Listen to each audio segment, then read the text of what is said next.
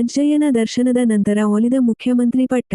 ಗದಗ ಜಿಲ್ಲೆ ಲಕ್ಷ್ಮೇಶ್ವರ ತಾಲ್ಲೂಕು ಮುಕ್ತಿಮಂದಿರದ ಮಹರ್ಷಿ ಲಿಂಗೈಕ್ಯ ರಂಭಾಪುರಿ ಜಗದ್ಗುರು ವೀರಗಂಗಾಧರ ಸ್ವಾಮಿಗಳ ದರ್ಶನ ಪಡೆದ 40 ದಿನಗಳಲ್ಲಿ ಉಪಮುಖ್ಯಮಂತ್ರಿ ಡಿಕೆ ಶಿವಕುಮಾರ ಅವರಿಗೆ ಮುಖ್ಯಮಂತ್ರಿ ಪಟ್ಟ ಒಲಿದು ಬಂದಿದೆ. ಡಿಕೆಶಿ ಅವರು ವೀರಗಂಗಾಧರ ಶ್ರೀಗಳನ್ನು ಅಜ್ಜಯ್ಯ ಎಂತಲೇ ಕರೆಯುತ್ತಾರೆ. ಶ್ರೀಗಳ ಮೇಲೆ ಅವರಿಗೆ ಅಪಾರ ಭಕ್ತಿ, ಗೌರವವಿದೆ. ಈ ಹಿನ್ನೆಲೆಯಲ್ಲಿ ಕೇವಲ 40 ದಿನಗಳ ಹಿಂದಷ್ಟೇ ಮುಕ್ತಿಮಂದಿರಕ್ಕೆ ಬಂದು ಶ್ರೀಗಳ ಗದ್ದುಗೆಯ ದರ್ಶನ ಪಡೆದು ಸಂಕಲ್ಪ ಮಾಡಿಕೊಂಡಿದ್ದರು. ಇದೀಗ ಸಂಕಲ್ಪದಂತೆ ಅವರಿಗೆ ಮುಖ್ಯಮಂತ್ರಿ ಕುರ್ಚಿ ಒಲಿದು ಬಂದಿದೆ. ಇನ್ನೇನು ಡಿಕೆಶಿ ಕೆಲವೇ ದಿನಗಳಲ್ಲಿ ರಾಜ್ಯದ ಮುಖ್ಯಮಂತ್ರಿ ಆಗಲಿದ್ದಾರೆ. ಕಳೆದ ವರ್ಷ ಕೂಡ ಡಿಕೆಶಿಯವರು ಮುಕ್ತಿಮಂದಿರಕ್ಕೆ ಭೇಟಿ ನೀಡಿದ್ದರು. ವರದಿ ನಾಗರಾಜ ಹಣಗಿ, ಪ್ರಜಾಧ್ವನಿ, ಲಕ್ಷ್ಮೇಶ್ವರ.